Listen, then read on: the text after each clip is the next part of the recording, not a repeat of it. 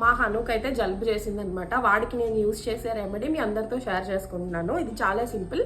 ఒక తమలపాకు అయితే కావాలి అండ్ బేబీస్ విక్స్ ఉంటుంది కదా, బేబీస్ విక్స్ ఒకటి మనం తీసుకోవాలి. తీసుకొని ఇలా కొంచెం తీసి ఈ తమలపాకు మీద అప్లై చేయాలి. అప్లై చేసిన తర్వాత పచ్చకర్పూరం అంటారు కదా, అది తీసుకోవాలి. ఒకవేళ అది లేదు అంటే దీన్ని హీట్ చేస్తే సరిపోతుంది. నా దగ్గర అయితే పచ్చకర్పూరం ఉంది కాబట్టి నేను వేస్తున్నాను.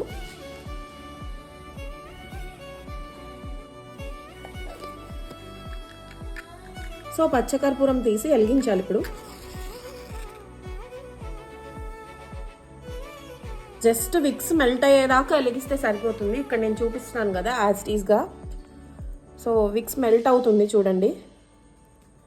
పిల్లల చెస్ట్ మీద మనం పెట్టాము అంటే వాళ్ళకి ఈజీగా రిలీఫ్ అయితే ఉంటుంది. సో ఈ టిప్ నచ్చితే సబ్స్క్రైబ్ అయితే చేసుకోండి. బాయ్.